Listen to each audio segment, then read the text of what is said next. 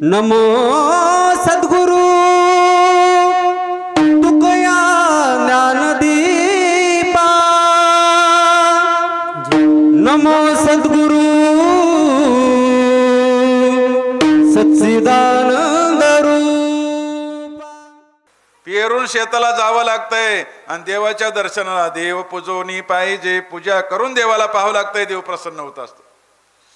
आले पूजागीचं सगळं ताट वगैरे तयार केलं, लक्ष्मी आई साहेब आल्या, देवाचा क्रोध काही शांत होत नाही, अकराळ विकराळ रूप त्या देवाचं रूप बघितल्या बरोबर असणारा कशाच आले महाराज, लक्ष्मी आई साहेब का असत नाही, पण ते विचित्र रूप बघितल्या बरोबर नरसिंहाचं ते काय तोंड शिवाचं न शरीर, हे ते लाल जरदन अकराळ विकराळ ते रक्तानं माखलेलं शरीर, ते हातडे बितडे हाताला लागलेले, बापरे, लक्ष्मी आई साहेब तर जवळ जायला तयार नाहीत।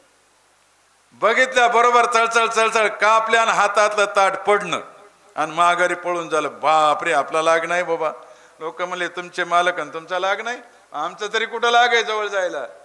कोणी जा म्हणले, मालकाचा राग शांत करण्यासाठी। लक्ष्मी आई साहेबाला सुद्धा जमलं नाही। आता जे लक्ष्मीला जमत नाही ते आमचे संत करतात। मग काही लोक म्हणले अरे ते भक्त प्रल्हादाला पाठवा म्हणले, त्याच्याशिवाय देव शांत होत नाही। प्रल्हादाला सांगितलं, प्रल्हादा देव असताना तुमच्याशिवाय शांत होत नाही, तुम्हाला जावं लागते।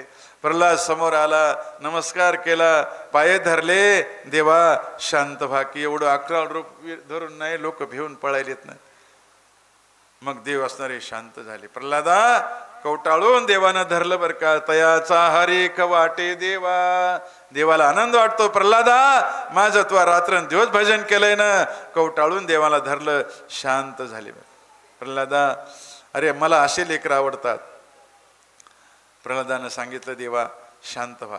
देव म्हणले प्रल्हादा मी तुला प्रसन्न झालो, माग काय मागायचंय ते। देव प्रसन्न झाल्यावर मागावं लागतंय, आमच्या स्वप्नातही देव नाही, मागण्याची आमची तयारी। माग काय मागायचंय ते। प्रल्हादानं काय मागावं, प्रल्हादानं तर एक घर दार काही बंगला गाडी घोडी नम्र असं काहीतरी मागायला पाहिजे होत नाही का।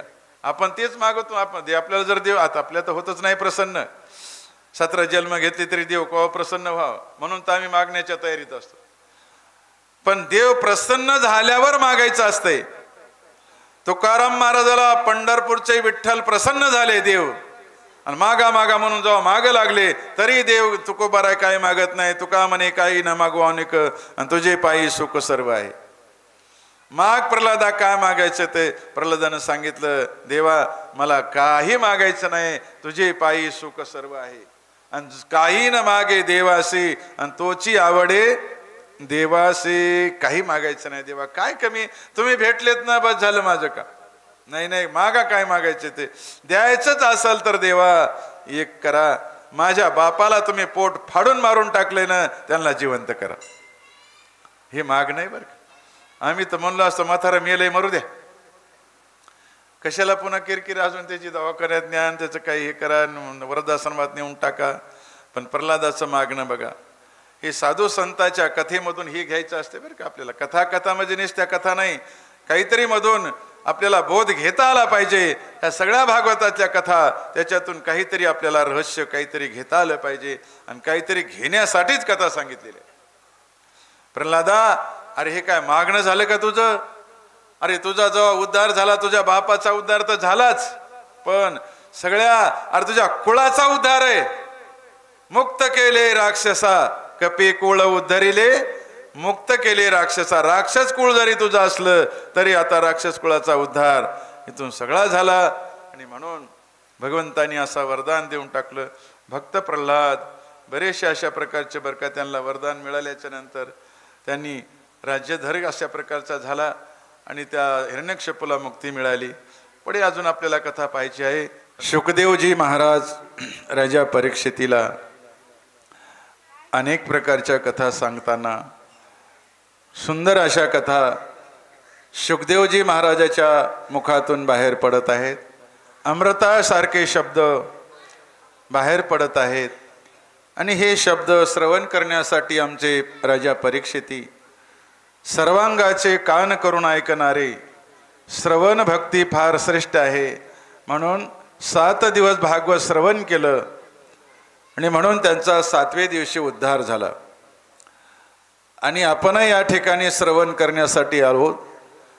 महिना श्रावणही पवित्र असा महिना, श्रावण महिन्यामध्ये श्रवण करावं लागतंय. म्हणून जुन्या काळामध्ये वर्षभर काही हो असो की नसो, पण श्रावण महिन्यामध्ये पोथ्या लावायचे लोक, ग्रंथ लावायचे महिन्यासाठी. रामविजय, हरिविजय, नवनाथ या महिन्यामध्ये अशा कथा श्रवण करायचे लोक. म्हणून महिन्याचं नाव श्रावण, पवित्र असा महिना. आणि अशा पवित्र अशा महिन्यामध्ये आपल्याला श्रीमद भागवत कथा श्रवण करण्याचा योग आहे. सुंदर प्रकारच्या अशा मठामध्ये, भुजंगबुवाच्या मठात आणि श्री ब्रह्मेभो श्री संत वैकुंठवासी मोतीराम महाराज यांच्या पुण्यतिथीचं औचित्य साधून आपण या ठिकाणी अखंड हरिनाम सप्ताहाचं आयोजन आहे. त्यातली त्यात माझ्याकडे आलेली सेवा, आमचे या मठाचे मठाधिपती ओंकार भारती महाराज यांच्या आशीर्वादानं, कृपा आशीर्वादानं, प्रेरणेने ही कथेची संधी सर्व गावकरी मंडळी, सेवाधारी मंडळी, कार्यकारी मंडळी यांच्या वतीनं माझ्याकडे आलेली आहे. साधी सुधी जशी असन तशा साध्या शब्दामध्ये सांगण्याचा प्रयत्न आहे. 4 वेद, 6 शास्त्र, 18 पुराण, 1180 उपनिषद जगाच्या पाठीवर ते ग्रंथ तयार केले. सगळे व्यासानं तयार केले. एवढे जरी नाही पाहता आले तरी श्रीमद भागवत कथा, महापुराण हे श्रवण करण्याचं योग आपल्याला आला, हे आपलं भाग्य आहे. आणि 7 दिवसाचं आयोजन आहे. आता पहा, 7 दिवसाचं भागवत असलं तरी भागवत 7 दिवसामध्ये संपत नाही. एवढं भागवत 7 दिवसामध्ये कुठं सांगता येणार आपल्याला? भागवत संपत नाही म्हणून सांगता करावी लागते. फक्त संपत तो कालावधी, आपण ठरवून दिलेला कालावधी संपला, 7 दिवस संपले. जेवढं जमन, विस्तार नाही बरं का, पण थोडं आखडतं शॉर्टकटमध्ये आपण सांगण्याचा प्रयत्न करीत असतो. त्याच्यामधून ठळक ठळक कथा, बोधरूपी कथा अशा निवडक कथा काढून बारकाईने तेवढं सांग होत नाही, विस्तार होत नाही. म्हणून जसा वेळ मिळेल तसं आपण सांगण्याचा प्रयत्न करत असतो. ह्याच्यानंतर 8व्या स्कंदामध्ये आपल्याला जायचं आहे. या 8व्या स्कंदामध्ये मन्वंतराचं वर्णन आलेलं आहे. 8व्या स्कंदामध्ये 24 अध्यायाची योजना केलेली आहे. कारण जसं जसं स्कंद आहे त्या स्कंदामध्ये आमच्या व्यासाची रचना आहे. बरं, ही भागवताची अशी रचना आहे. कोणत्या स्कंदामध्ये किती अध्याय पाठवायचे, किती अध्याय घालायचे, किती अध्यायाचं वर्णन करायचंय, हे सगळं ठरलेलं आहे बरं का. ठरवूनच सगळं असणारं आयोजन आहे. या अध्यायामध्ये, या स्कंदामध्ये 24 अध्यायाची योजना आहे. आणि भागवताच्या 10 लक्षणा सांगितल्या. सर्ग, विसर्ग, स्थान, पोषण, हुती, मनवंतर, ईशानू कथा, मुक्ती, आश्रय असे 10 लक्षणं जे सांगितले ना, दुसऱ्या स्कंदामध्ये 10 काल आपण पाहून आलो. थोडं 10 लक्षणाचा विस्तार आपण थोडा केला.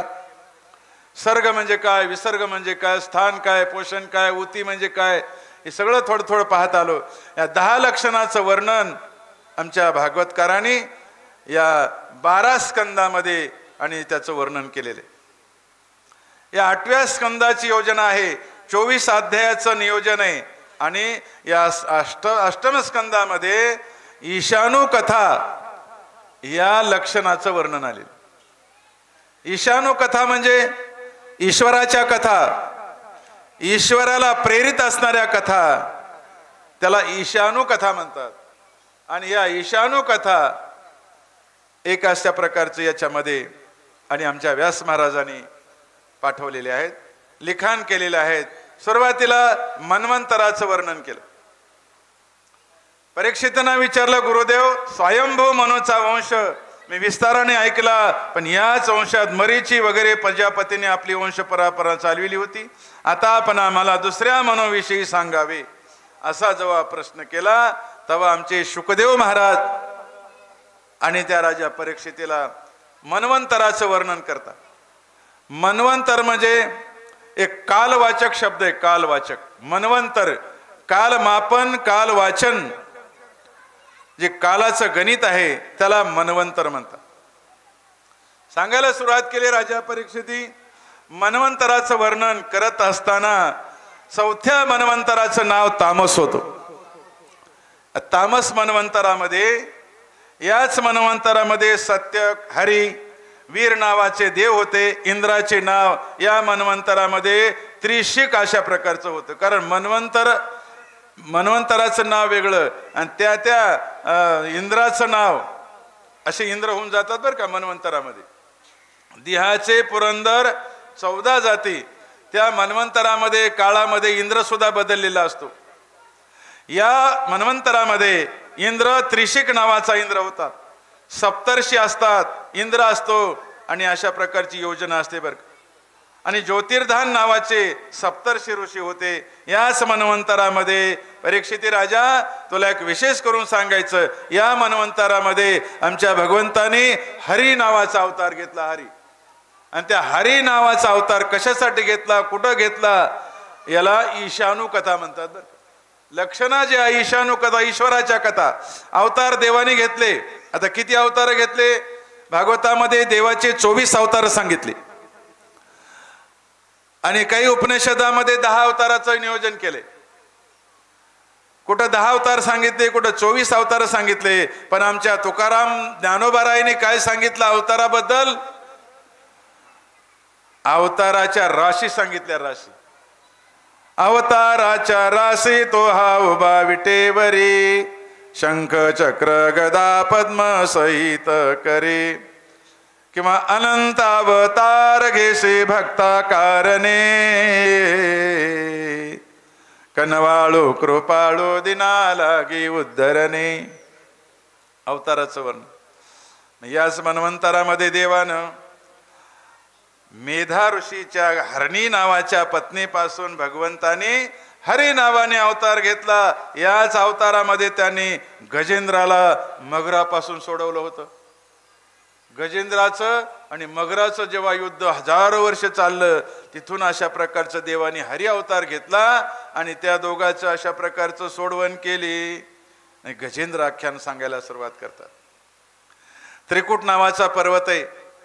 त्या पर्वताला 3 शिखर आहेत. एक सोन्याचं, एक लोखंडाचं आणि एक अशा प्रकारचं चांदीचं होतं. असे 3 शिखराचा असणारा पर्वत चित्रकूट नावाचा पर्वत आणि त्रिकुट नावाचा पर्वत. आणि त्या पर्वतावर ते एक हत्ती राहत होता. गजेंद्र राहत. गजेंद्र मोक्षाची कथा आपल्याला पाहिजे. हत्ती राहायचा. आपलं घरदार, कुटुंब, लेकरं बाळ मस्त कुटुंबासहित त्या पर्वतावरती राहायचं. आता हा असणारा वनचर प्राणी असल्यामुळं तो झाडपाला खायचा, आपले लेकरं बाळ जगवायचं. एके दिवशी योग असा झाला, उन्हाळा दिवस होता, रख रख रख रख रख ऊन पडलेलं आहे, भयंकर ऊन पडलेलं आहे, तहाना लागल्या. सगळ्या कुटुंबाला हत्तीनं विचार केला, चला आता पाण्याला आपल्याला बाहेर पडावं लागतंय. ऊन आहे, सगळं तापलेलं.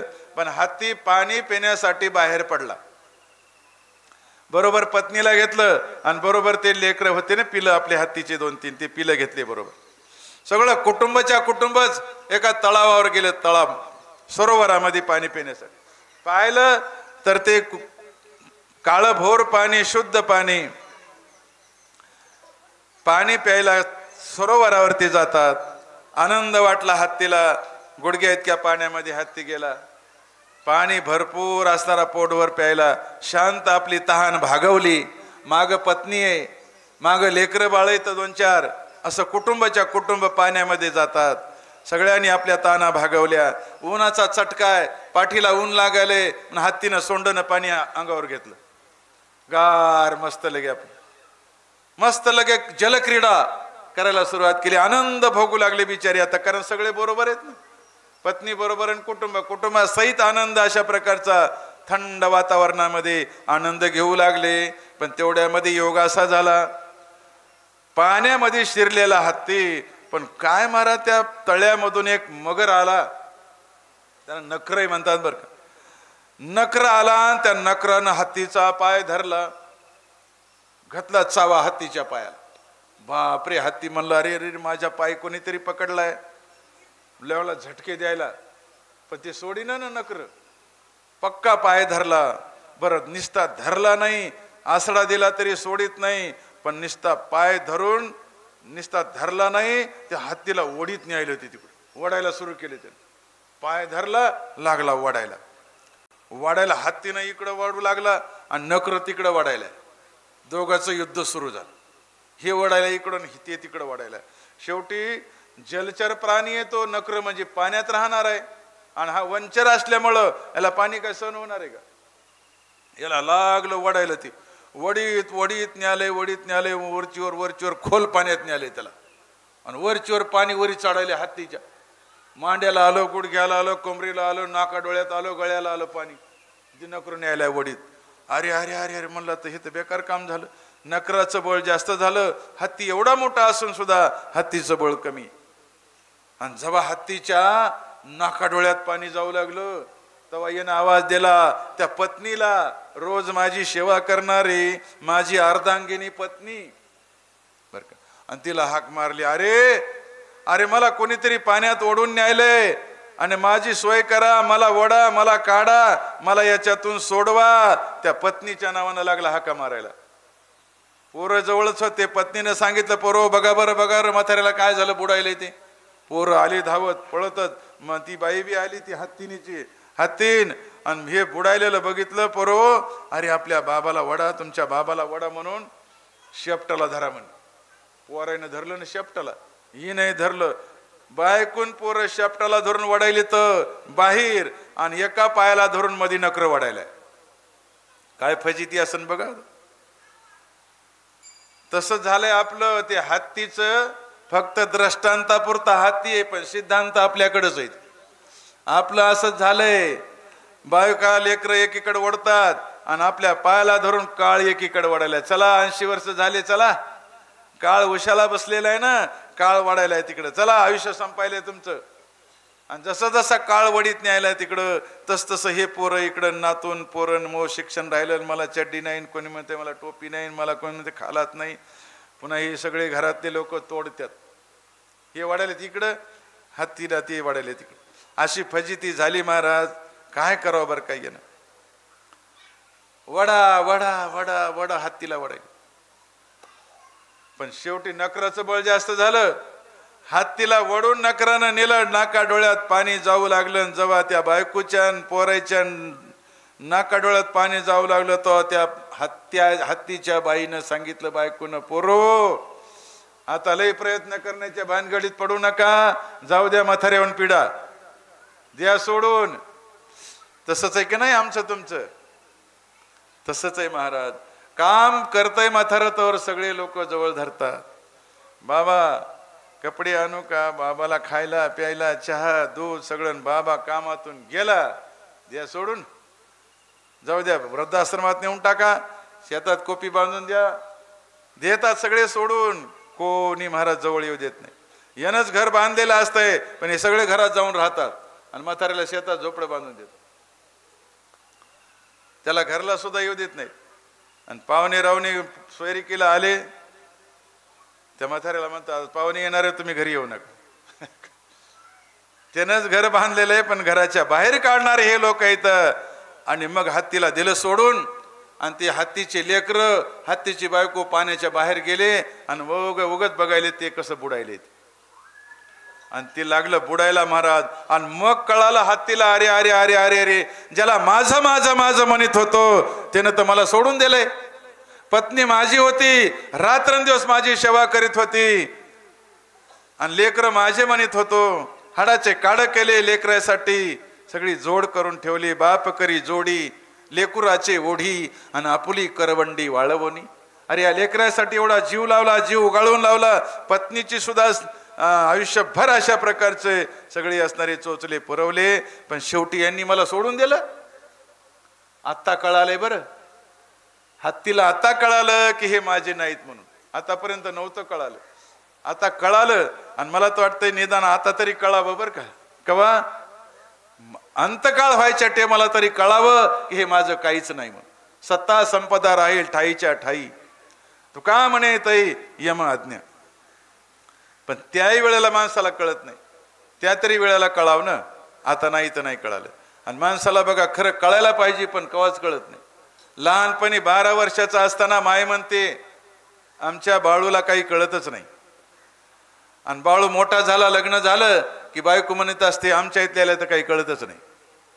आणि म्हातारपणी पोरं म्हणतात आमच्या बाबाला काही कळत नाही. कळतंय का वा? अरे न कळू दे आयुष्यभर, पण अंतकाळाला तरी कळावं. कळो येईल अंतकाळी प्राण प्रयाणाचे वेळी, आणि राहते निराळी रांडा पोरी सकळ. अंतकाळाला तरी कळावं. अंतकाळाला हत्तीला कळालं अरे हे माझं कोणीच नाही, आता मला कोण आहे इथून सोडविणारा? मला कोणी सोडविणारा नाही, सोडविना बंधू पाठीची बहीण. आणि शेजेची कामीन डगरीवर जाऊन बघायली, दूर राही. हे तुकोबारायचे प्रमाण आहे. सोडविना राजा देशीचा चौधरी, अनेक सोयरी, खूप सोयरी आहेत, श्रीमंत आहेत, मोठाले येत, पण सोडविणार आहे का कोणी? कोणी सोडित नाही महाराज. सोयरे येतात, सोडवायला येत नाहीत, बांधून द्यायला येतात. माणूस मेल्यावर बघा सोयरे गाड्या बांधू बांधू येतात आणि विचारतात टाइम किती? 4 वाजता. मग करा जेवण. जेवण करून येतात, यदा कदाचित उशीर होईल म्हणून. बरं आल्यावर सोडितात का? अरे आमचे तुकोबाराय म्हणतात बांधून या देती यमाची हाती. महाराज आले सोयरे, पाये देव देव बांधतात सुतुळीनं, पळून जाईल म्हणून बांधतात. आणि काय करतात? बांधून या देती यमाचे हाती आणि भूषणी घेती काढून या. ही अवस्था आहे तुमची आमची. अशी गजेंद्राची अवस्था झाली. आणि मग त्याला कळालं आता मला कोणीच नाही, जगाचा जो मालक आहे, पालन पोषण करणारा, ज्याने मला जन्म दिलाय, पालन पोषण केलंय, त्या मालकाला हाक मारणार मी आता. कळालं त्याला. लगेच कमळाचं फुल होतं, सोंडनं तोडलं, फुल हातात घेतलं, वरी आकाशाकडे हाती बघितला आणि फुल फेकलं आकाशाच्या दिशेनं. जो कोणी जगाचा मालक आहे त्यांनी मला सोडवायला यावं. आवाज दिला आमच्या देवाला. अंतकाळाला सुद्धा मुखाला नाम यावं, देवाची आठवण.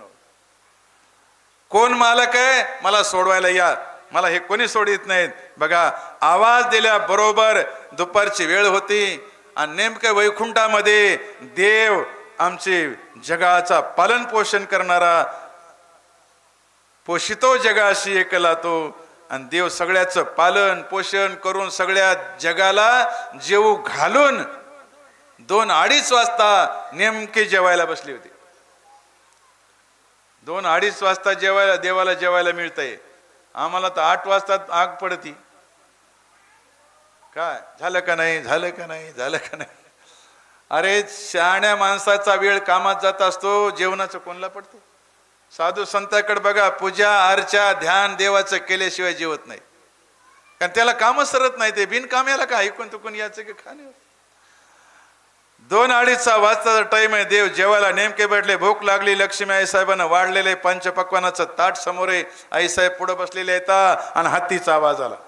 कोण मालक आहे? मला सोडवायला या. आवाज आल्या बरोबर देवानं ताट ढकलणं आणि उठून पळणं.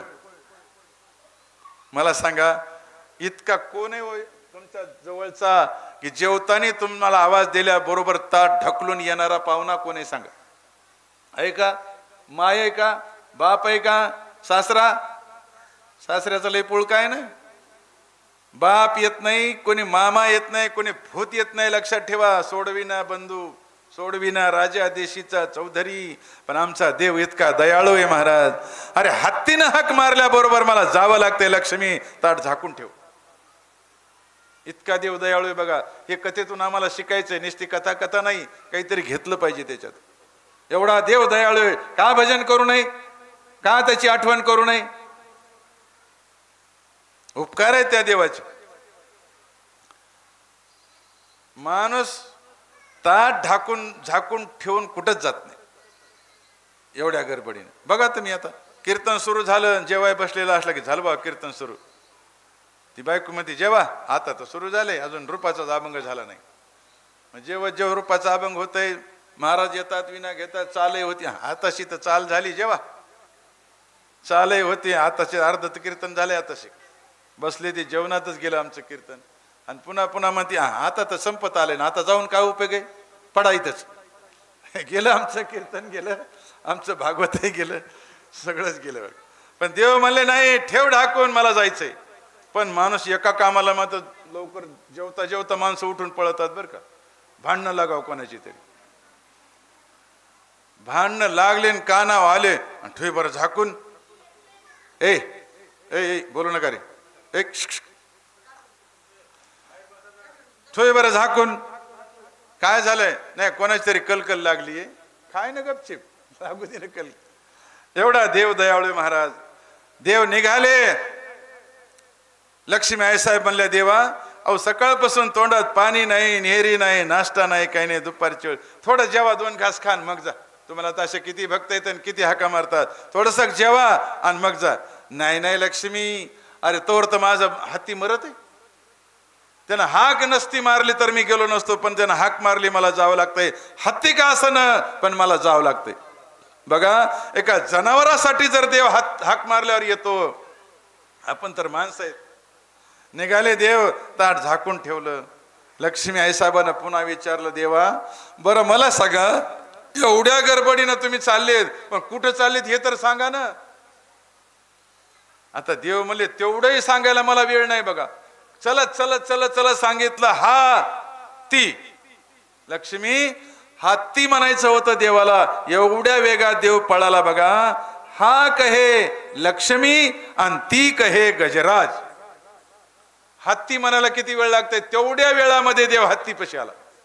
हा शब्द तिथं निघाला आणि ती म्हणूस तर गजेंद्रात. एवढ्या वेगानं देवाला. मला सांगा एवढ्या वेगानं कोण सोडवायला येतं आपलं? कोणी येत नाही. म्हणून देव कृपाळे, म्हणून देवाला विसरायचं नाही. आणि विसरले तया थोर झाली हानी, पचतील खाणी 84च्या. एवढा देव अशा प्रकारचा निघाला धावत. दारामध्ये गरुड होता, गरुड बसलेला. गरुड म्हणला देवा एवढ्या वेगानं कुठे चाललेत? गरुड म्हणजे देवाचं वाहन होतं. बसा म्हणला माझ्या पाठीवर, मी नेऊन सोडतो तुम्हाला, तुम्ही असं पायानं कवा जाता?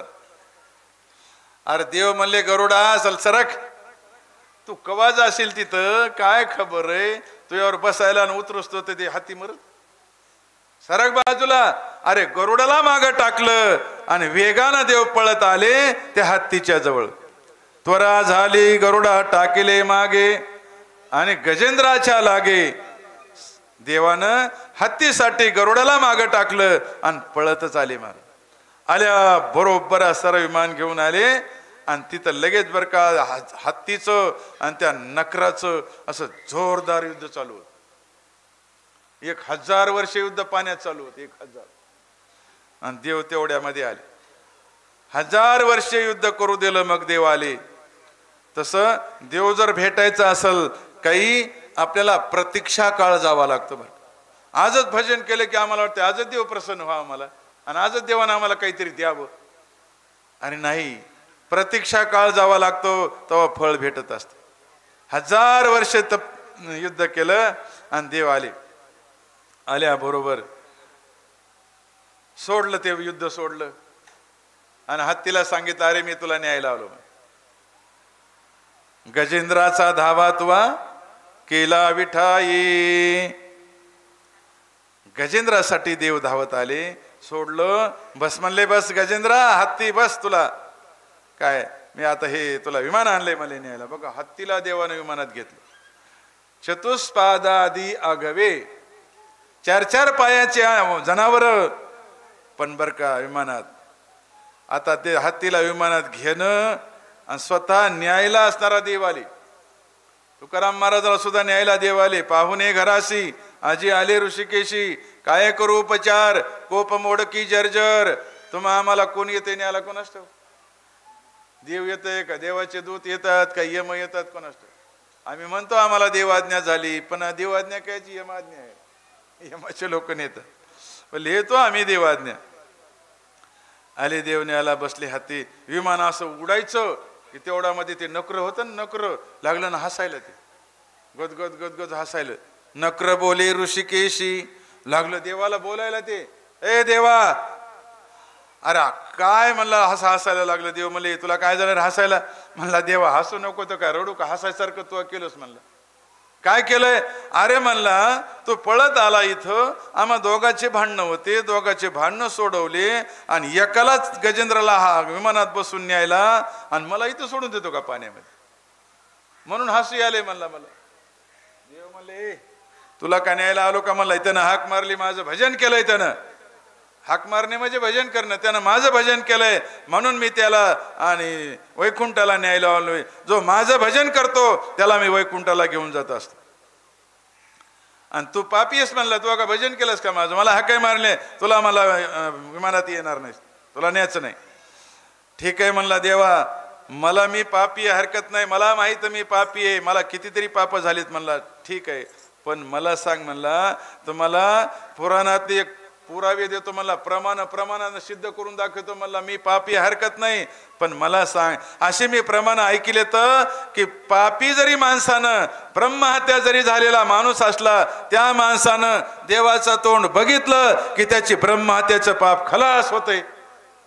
आणि मला ब्रह्महत्या मी पापी, पण तो तोंड पाहिलंय ना, म्या तोंड पाहिल्या माझं पाप कशाचं आलंय, कैसे पाप लाविशी माझे माथा, प्रमाण सांगतो म्हणले तुला. आणि मग त्यानं प्रमाण सांगितलं, काय महिमा वर्णो आता सांगणे किती,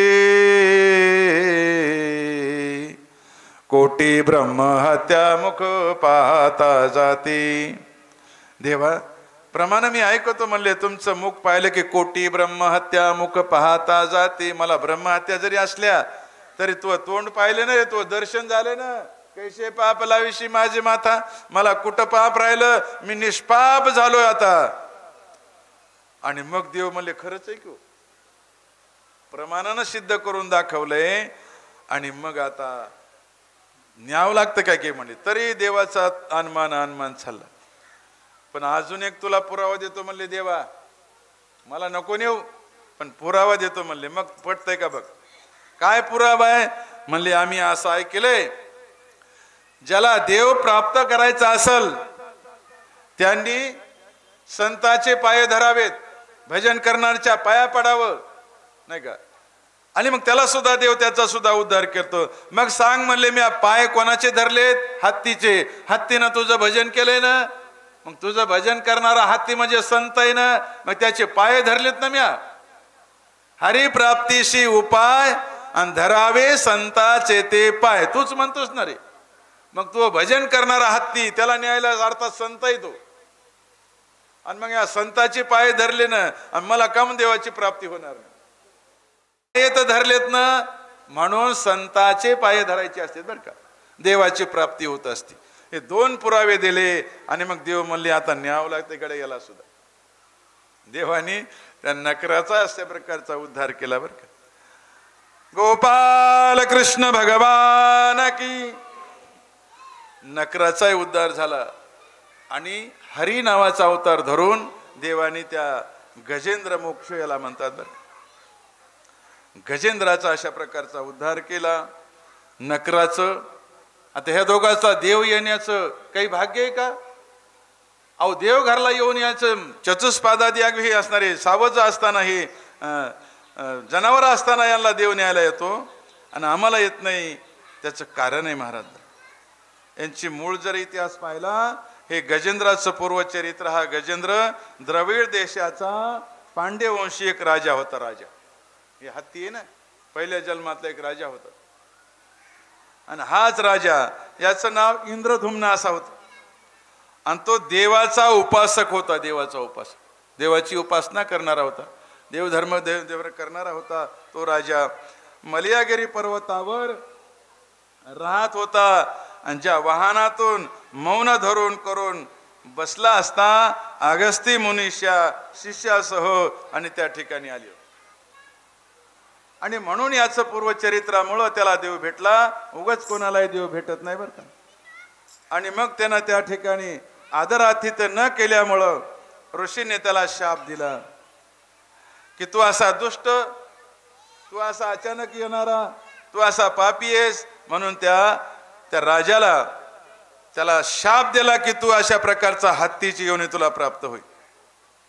आणि म्हणून त्या शापानं हा सारा इंद्रधुम्न राजा हत्ती झालेला होता. हत्ती झाला, भगवंताने येऊन त्याचा उद्धार केला, आपले पार्षद अशा प्रकारचे त्याला बनवून टाकले.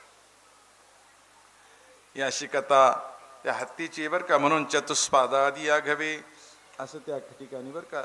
आणि म्हणून आता पुढची अशा प्रकारची कथा, बरेचशा अशा प्रकारच्या कथा या ठिकाणी येतात.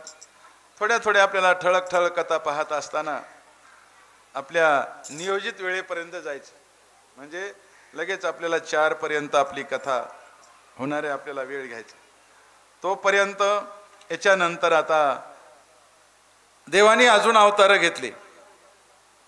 एक कुर्मा अवतार झाला, देवाचा मोहिनी अवतार झाला, देवाचे अजून अजित नावाचा अवतार झाला. मग परीक्षितीने विचारलं, शुकदेव महाराज हे अवतार कधी झाले? कारण या स्कंदामध्ये ईशानू कथा आहे बरं का. ईशानू कथाशिवाय दुसरी कोणती कथा येणार नाही. म्हणजे देवाच्या अवताराच्या कथा येतात. देवाने अवतार घेतले, कसे घेतले त्याच्यासाठी कथा सांगितली. अवतार घेतला, कसा घेतला, का घेतला, कुठं घेतला सांगा. मग परीक्षितीला त्या कथा सांगाव्या लागल्या. आणि म्हणून याच्यात ईशानू कथा प्रकरण आलेलं आहे. समुद्राचं मंथन झालं.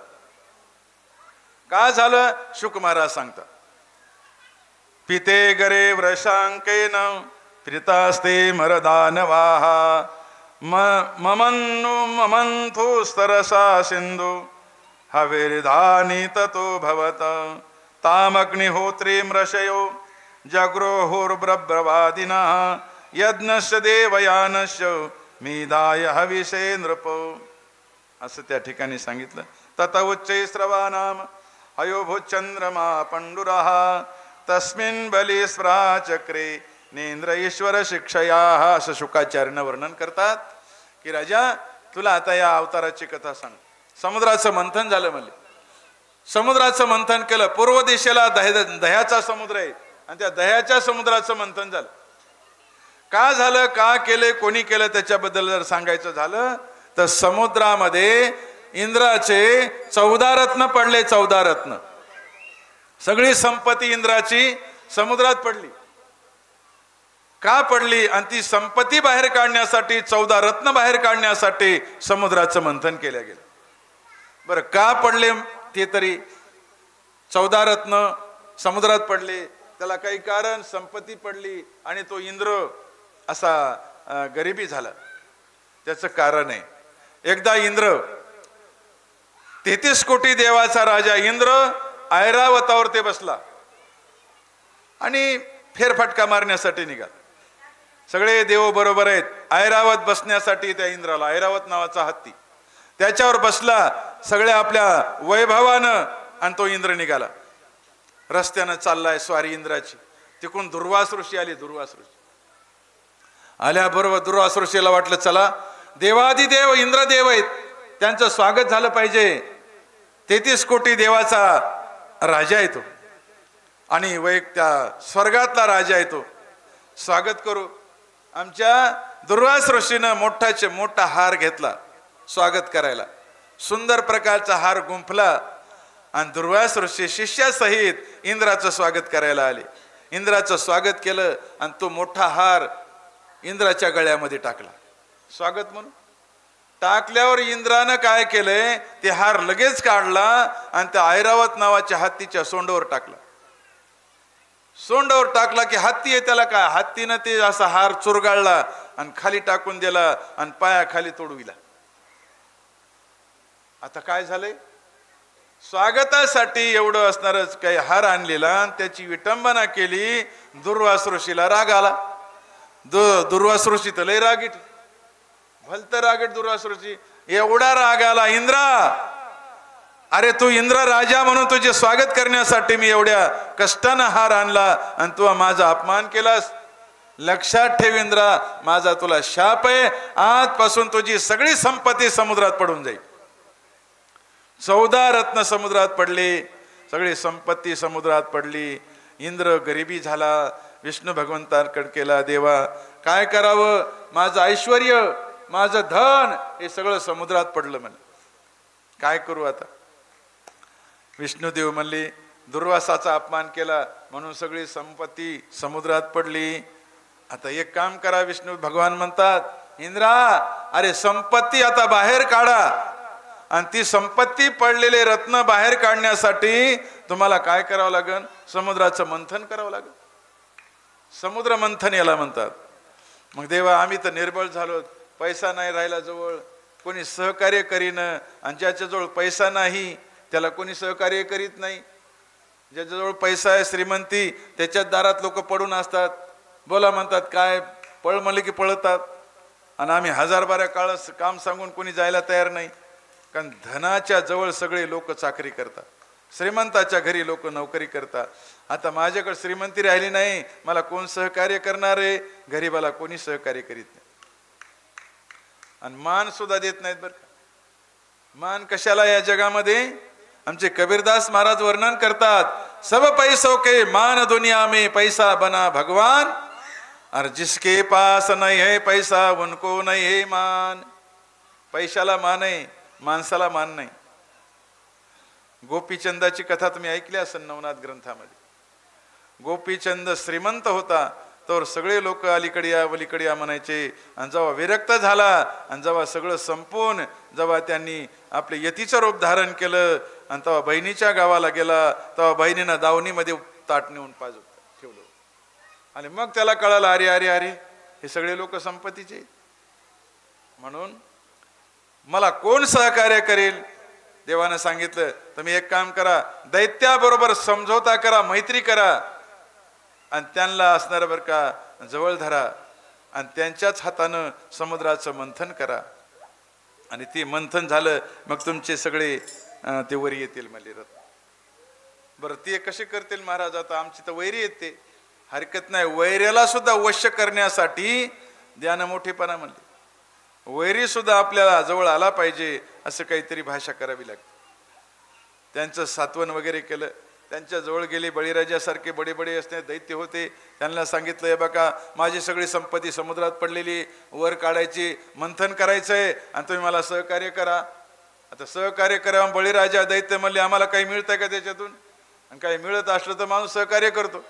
अहो तुम्हाला एवढं तुमचं काम करायचंय, आम्हाला काही मिळतंय का? तुम्हाला कमिशन देऊन म्हणले, मग काम करतात. हरकत नाही म्हणले, जेवढं जेवढं रत्न निघतील तुम्ही घ्या काही, आम्ही घ्या काय, वाटून वाटून घेऊ. तयार झाले दैत्य. कसं करायचंय? काही नाही म्हणले, मंदराचळ नावाचा सोनेरचा पर्वत आणायचा आणि त्या समुद्रात उभा करायचा, वासुकी नागाचा दोर करायचा आणि एकीकडून दैत्य हो तुम्ही ओढा, एकीकडून आम्ही ओढतो. समुद्राचं मंथन सुरू होईल आणि मग एक एक रत्न निघतील. मग तुम्ही वाटून घ्या काही, आम्ही वाटून घेऊ काही. असा समझोता झाला आणि तो पर्वत आणण्यासाठी दैत्याला पाठवलं. एवढा मोठा पर्वत उचलून कोण आणणार आहे?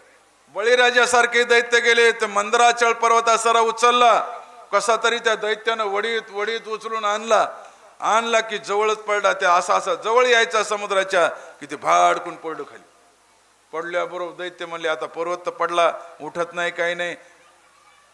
इंद्रानं सांगितलं विष्णू भगवंताला, देवा ते पर्वत जवळ आलाय म्हणले, पडलाय. देवानं गरुडाला पाठवलं. म्हणले, गरुडा जाय बरं म्हणले, ते जरासं पर्वत आणून समुद्रात उभा कर म्हणले. जे गरुड गेला, पखाड घातली खाली. जे पर्वत उचलला की एका झटक्यात आणून उभा केला समुद्रामध्ये. झाला. आता याला रवी म्हणतात. रवी मंथन म्हणजे आपण जे रवी लावतो ना, सगळं रवीचं स्वरूप आहे बघा. डेऱ्यामध्ये आपण डेरा असतो, त्याच्यामध्ये दही ताक काय असेल ते टाकतात, त्याला मांजरे असतात, त्याच्यामध्ये रवी असते, त्याला तिकडे बांधलेलं असते, असे दोर असतात. आणि असं मंथन केलं काय निघत आहे? घुसळण त्याला म्हणतात. घुसळण केलं आपल्या डेऱ्यामधून लोणी बाहेर येते, लोणी. तसं तिथून मंथन करायचंय आणि रत्न बाहेर काढायचे. मंदराचळ पर्वत आणून उभा केला, वासुकीचा दोर केला आणि तोंडाकडून दैत्य ओढू लागले आणि शेपटाकडून देव ओढू लागले. मंथनाला सुरुवात झाली. लागला पर्वत फिरायला त्या समुद्रामध्ये. गर्र गर्र. ते तिकडून ओढतात, ही इकडून ओढतात.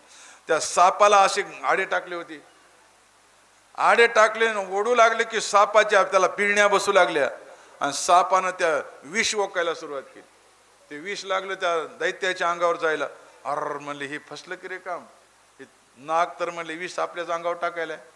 मग आपल्याला देवानं फसविलं म्हणले, आपल्याला तोंडाकून घातलंय, हे शेप टाकून झालीत म्हणले. आता बदली करा म्हणले, त्याला घाला म्हणले इकडे, मरू द्या विषानं. थांबिलं आणि सांगितलं आता गडी बदलायचे. आपण गडी बदल, तुम्ही आता इकडून व्हा, आम्ही तिकडून. देव इकडून झाले, दैत्य तिकडून झाले. मंथनाला सुरुवात झाली आणि मग सुरुवात झाली. जसं घुसळण सुरुवात झाली का तसं असं घासून घुसळण करून करून करून करून ते लागलं पर्वत खाली जायला. पर्वत बुडायला खाली रसा तळाला. अर दैत्य देव म्हणले, अरे अरे अरे पर्वत बुडायलाय म्हणले. आता पर्वत बुडायलाय, याला वरी काढा की. विष्णू देवाला धावा केला, देवा आता पर्वत खाली चाललाय, बुडाला रसा तळाला. तुम्हाला यावं लागतंय.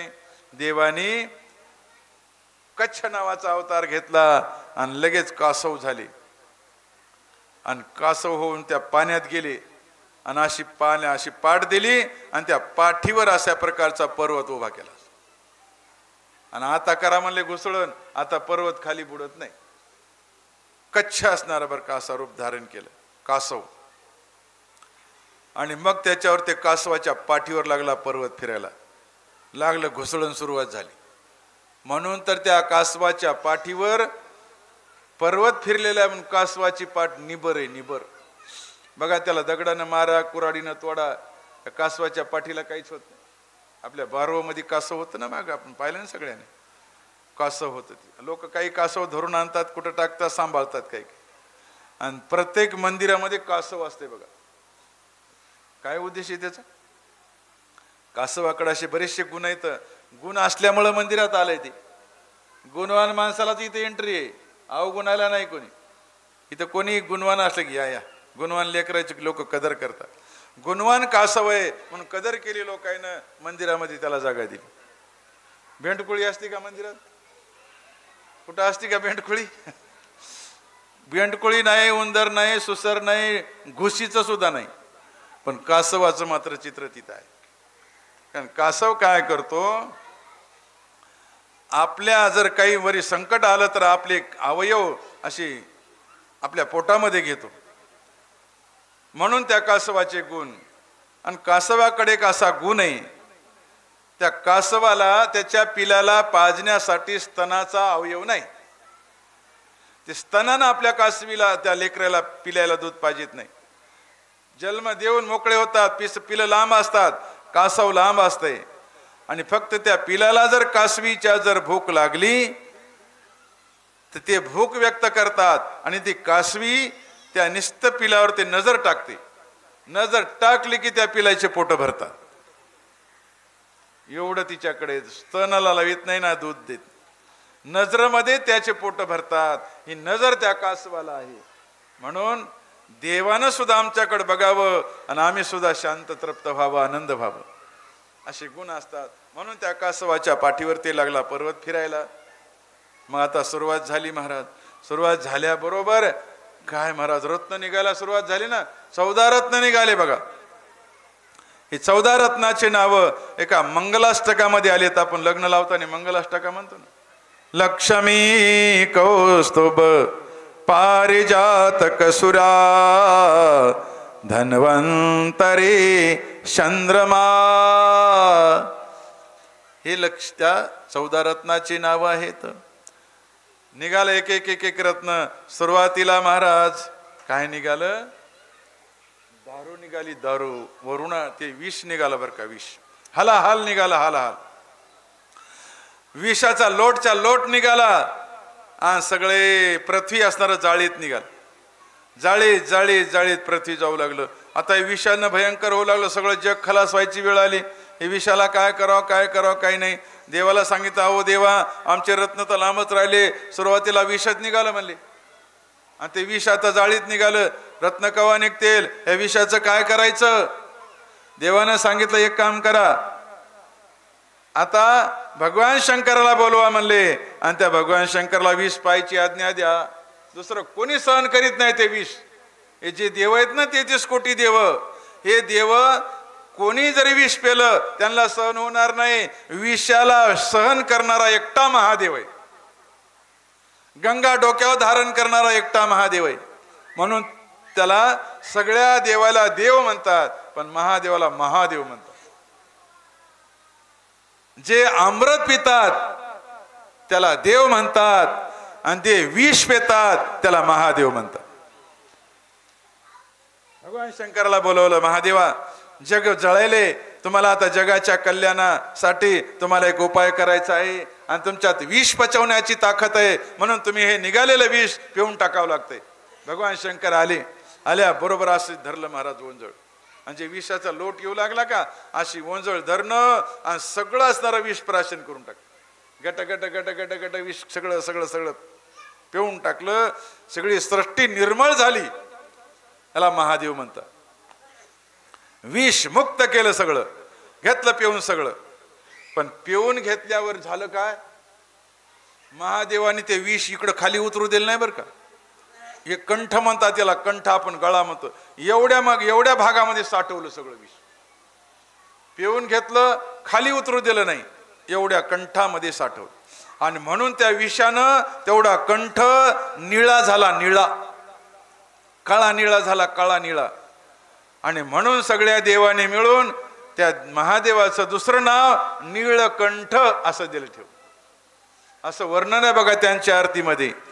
देवी दैती सागर मंथन पै केले, त्या माझी अवचित हळहळ जे उठले, ते त्वासुरपणे प्राशन केले, नीळकंठ नाम प्रसिद्ध झाले. निळ पिऊन टाकलं, कंठ निळा झाला, त्याला महादेव म्हणतात. चला पुढं पुढं आता बरं का, सगळे रत्न निघाले, आपली वेळ होत आली, थोडं थोडं सांगत जायचं आपल्याला. लक्ष्मी निघाली, त्याच्यानंतर लक्ष्मी निघाली, त्याच्यानंतर धन्वंतरी निघाला.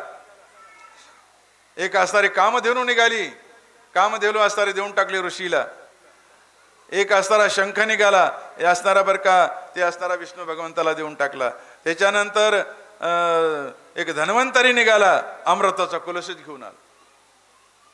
अमृतासाठी लागले भांडणं देवाचे दैत्याचे, अमृताचा घट घेऊन निघाला. अमृताचे भांडणं लागले, बळीराजासारख्या मोठ्यानं जे हिसकाटून घेतला धन्वंतरी काळा कलश, अमृताचा लागला पळायला. देव हातात झाले म्हणले, आता अमृत गेलं म्हणले दैत्याच्या हातामध्ये. पण त्याचे भांडणं पुन्हा, ते म्हणते मला दे, हे म्हणते मला दे. त्या अमृतासाठी भांडणं लागले, मारामार्या लागल्या. देवाकडे गेले विष्णू भगवंता, अरे अमृत निघालं म्हणले, पण आम्हाला सांभाळता आलं नाही. क्षीर समुद्रामधलं अमृत आम्हाला सांभाळता आलं नाही. क्षीर सिंधू एवढे आविरजी दुधाचे भांडे, ते सुरा मथिता केवढे मथिता झाले, ते सायासाई फळा आले, अमृतही डोळा देखिले, परी वरीचिले चुकले जतने. ते ज्ञानोबारा लिहून ठेवतात. अरे अमृत मिळालं पण जतन करता आलं नाही. पैसा मिळावा पण जतन करता यावा. माणसं पैसे कमीतात, पोट बांधू पैसे कमीतात, आणि कोणीतरी हाबाडून नेते झालं. अरे कमीता आलं तसं सांभाळता आलं पाहिजे. अमृताचा घट गेला, भांडणं लागले. विष्णू भगवंता म्हणले तुम्ही चिंता करू नका, मी ते अमृताचा घट आणि तुम्हाला पाजवायला येतो. देवानं मोहिनीचा अवतार धरला, मोहिनीचा हे अवतार सांगायचा बरं का. ईशानू कथा याला म्हणतात. एक कच्छा अवतार, त्याच्यानंतर हे मोहिनीचा अवतार देवाने घेतला, सुंदर रूप धरलं, आणि जिथं भांडणं व्हायले तिथं आले दैत्याची भांडणं होऊ लागले. पण ती सुंदर मोहिनी बघितली, भांडणं बंद झाली. येडतुतारी ते दैत्य बसली त्या बाईकडे बघत, बाबा काय बाई सुंदर आहे, काय बाई सुंदर आहे, कोण आहेत तुम्ही, कोणीकडे आलात आणि कशाला आलात. ती म्हणली येडतुतारी आहे हो, भांडणं कशाला करावं हे सांगा मला. ते म्हणले अमृतासाठी. देवाचे दैत्याचे भांडणं लागले, आम्ही आणले म्हणले हिसकाटून, आणि यायचे भांडणे तर अमृतासाठी भांडणे. तिने सांगितलं भांडणं करू नका, चला बसा म्हणली पंक्ती धरून, मी तुम्हाला वाटते म्हणले. देवाला वाटी ते आणि दैत्याला वाटते म्हणले. मग यायला वाटलं खरंच आहे म्हणले, द्या म्हणले गाडगं त्या अमृताचं घट त्या मोहिनीकडे देऊन टाका. दैत्यानं अमृताचा घट, अमोल किमतीचं अमृत त्या मोहिनीकडे देऊन टाका. तिने घेतला हातामध्ये आज आणि द्यायला म्हणले गाढवाय हो, मूर्ख आहे हो, बसा पंक्ती धरून. ते बळीराजासारखे म्हणले, ए बाई कुठली कोण आली ना आम्हाला मूर्ख म्हणायली का. ती म्हणली मूर्ख नाही तुम्ही, गाढव आहेत. गाढव नाही, 7 गाढव आहेत तुम्ही, 7 मूर्ख आहेत तुम्ही.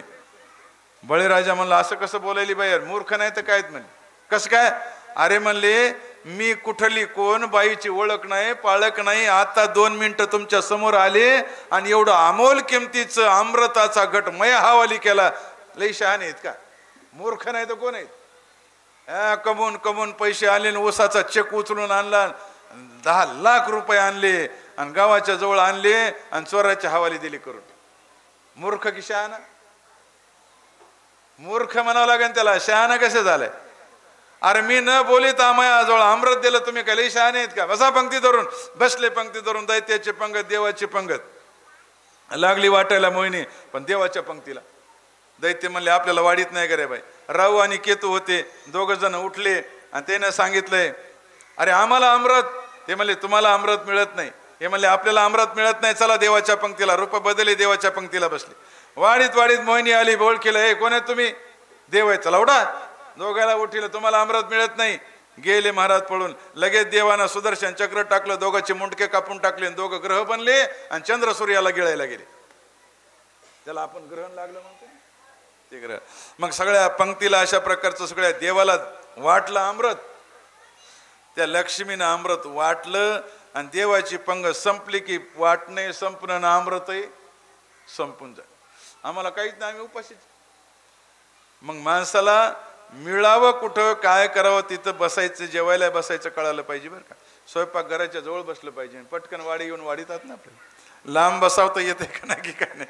शहाणे माणसं लगेच बसवतात बरं का. बसा बसा म्हणलं की तिथंच बसायचं. चला सांगायला वेळ नाही आपल्याला. मग आता दोघं अमृत देवानी पेलं, दैत्याला काही मिळालं नाही. आता पुढचे रत्न निघाले, सांगायला वेळ नाही. दैत्यानं जे उठले महाराज की अमृत देवाला मिळालं म्हणून त्याने युद्धच करायला सुरुवात केली. आवडं घोरांदर युद्ध झालं. देव दैत्याचा संग्राम झाला, महासंग्राम झाला, महासंग्राम. युद्ध झालं महाराज, युद्ध. आणि त्या युद्धामध्ये देव असुर संग्राम याला म्हणतात.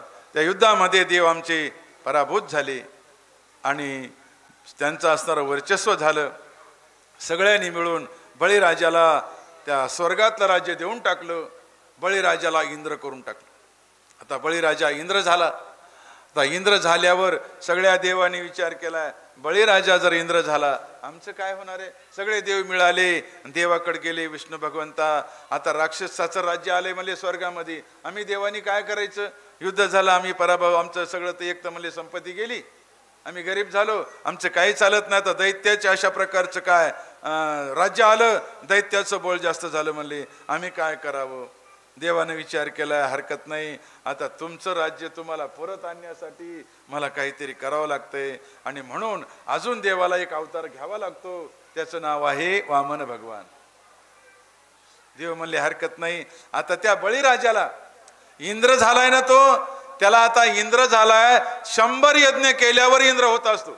नियम कसा आहे, या सृष्टीमध्ये इथं येणाऱ्या माणसांनी 100 यज्ञ करावे लागतात, तेव्हा त्याला इंद्र होता येते. मग बळीराजाला 100 यज्ञ केलेत का बघा म्हणले, आणि नसल केले तर त्याला 100 यज्ञ करून दाखव म्हणावं, तेव्हा त्याला इंद्रपद प्राप्त होते. एखादा मुख्यमंत्री जर झाला त्याला बहुमत सिद्ध करून दाखव म्हणावं लागते. मग त्याला बहुमत सिद्ध करावं लागतंय, तेव्हा तो मुख्यमंत्री होत असतो. तसा हा बळीराजा इंद्रपदावर गेलाय ना, त्याला 100 यज्ञ करून दाखविण्याचं पुण्य बघा, आणि तर तो इंद्र होतो. आणि नसन झाला 100 यज्ञ करायला लावा, आणि म्हणून ते यज्ञ करायला लावा. आणि जर त्याचे 100 यज्ञ होऊ द्यायचे नसतील, त्याच्या त्या यज्ञामध्ये आणि काहीतरी बाधा आणून यज्ञ विध्वंस करा, जेणेकरून राक्षसाचं राज्य जाईल आणि तुमचं राज्य येईल. असा देवानी सल्ला दिल्याच्या नंतर मग आता बळीराजाला सांगितले, आम्हाला 100 यज्ञ करून दाखवा. आणि ते इंद्र यज्ञ सिद्धीला गेले पाहिजे, आणि त्या काळामध्ये यज्ञ करायचे बरं का. आज या कलियुगामध्ये यज्ञ करायच्या भानगडीत पडायचं नाही. आमच्या ज्ञानोबारांनी लिहून ठेवलं, योग याग विधी येणे नो हे सिद्धी, आणि वयाची उपाधी नंबर. या कलियुगामध्ये यज्ञ करू नका. योग याग विधी याच्यानं सिद्धी मिळत नाही, कारण यज्ञ सिद्धीला जात नाही, कारण तशा समिधा मिळत नाही, तसं तूप मिळत नाही, तसे विद्वान कोणी मिळणार नाही, यज्ञ करायचा नाही. आजच्या कलियुगातले यज्ञ, आज कलियुगातला यज्ञ म्हणजे अखंड हरिनाम सप्ताह 7 दिवसाचा आज इथे यज्ञ चालू आहे.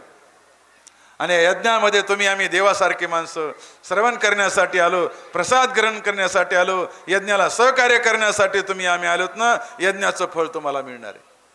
आणि यज्ञ सिद्धीला जाण्यासाठी देवाला विनंती असते बरं का. सुरुवातीला जे मंगल केल्या जाते ना, देवा आम्ही हे अखंड हरिनाम सप्ताहाचा यज्ञ सुरू केला आमच्या घरी, 8 दिवसाचा यज्ञ सिद्धीला गेला पाहिजे.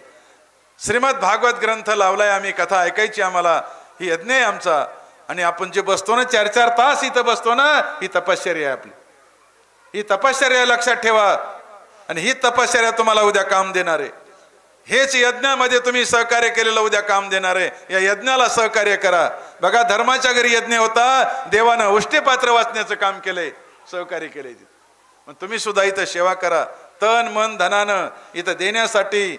काही वर्गणी असल, काही धान्य असल, काही तुम्हाला सेवा करायची असेल, काही अन्नदान करणारे लोक आहेत, हे सगळ्याला विनंती आहे, या यज्ञाला तुम्ही सहकार्य करा.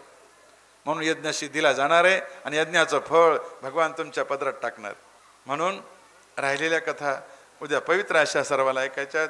माझे मोडके तोडके शब्द सर्वसाधारण बरं का माणूस, आणि तुम्ही एवढे सर्व श्रोते मंडळी मायबाप माझे साधीसुधी कथा तुम्ही ऐकून घेता, शांत चित्तानं ऐकता, हेच माझं भाग्य आहे.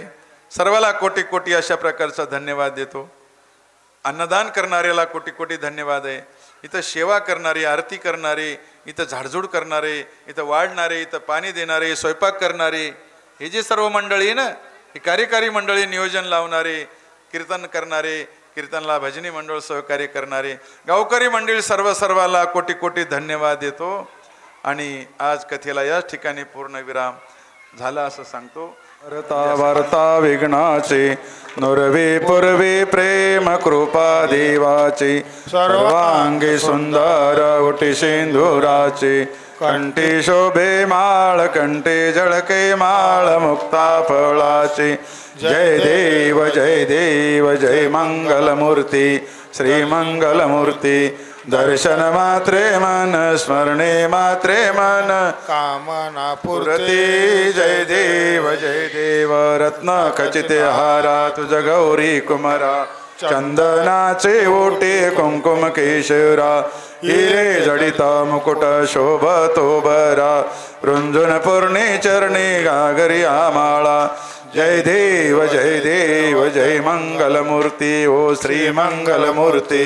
दर्शन मात्रे मन, स्वर्णे मात्रे मन, कामोन पुरती. जय देव लंबोदर पीतांबर फणिवर बंदना, सरळ सोंड वक्र तुंड त्रिनयना, दास रामाचा वाटपा हे सदना, संकष्टी पावावे निर्वाणे रक्षावे सुरवर्ग जवदना. जय देव जय मंगलमूर्ती. हो श्री मंगलमूर्ती. दर्शन मात्रे मन, स्वर्णे मात्रे मन, कामोना पुरती. जय देव जय हो जय श्री भागवता, आरती करू तुझ भगवंता. जय हो जय श्री भागवता, आरती करू तुझ भगवंता. श्री शुक मुनीने परम भक्तीने, नाना परीने गायले हरिचरिता. आरती करू तुझ भगवंता. जय हो जय श्री भागवता, आरती करो तुझ भगवंता. वेद तरुचे मधुर फळ, स्वादुर सेजे सोज्वळ. आत्मा राम मुनी सकळ, शेवणे झाले जन सुफळ. पापर्वणी आली आवनी, के अगरिणी भव जल तरणी ती पतिता. आरती करू तुझ भगवंता.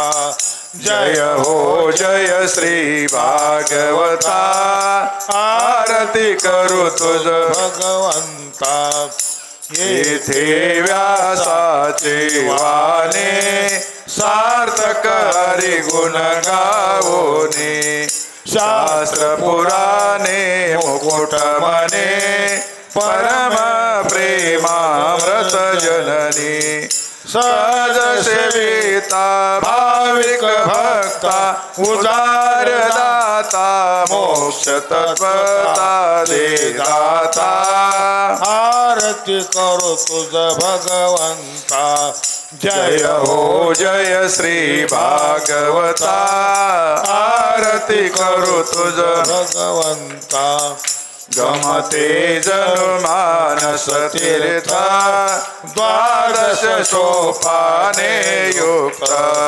निर्मल भक्ति जले भरिता, विरहे हरि हंसति चित्त.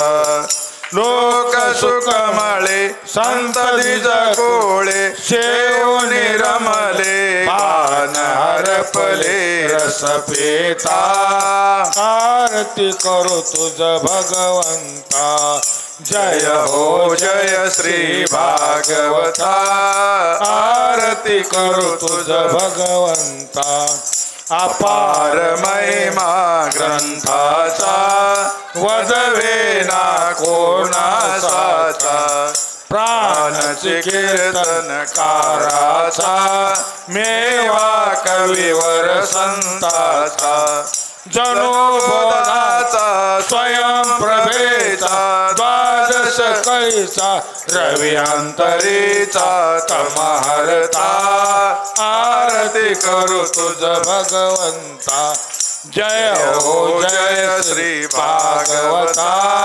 आरती करू तुझ भगवंता ग्रंथ नवे हा श्री कृष्ण गीते वेदी मन पूर्ण अनन्य होता या शरण खचित टळे जन्मा मरण त्रिताप जाते चिरये शांती नातई वदती कृष्ण पदे ठेवू माता आरती करू तुझ भगवंता जय हो जय श्री भागवता आरती करू तुझ भगवंता आरती करू तुझ भगवंता घाली लोटांगण वंदन चरणा डोळ्यान पायन रूप तुझे प्रेमे आलंगिन अनंत पूजन भायो वाळीन मनी नाम त्वमेव माता पिता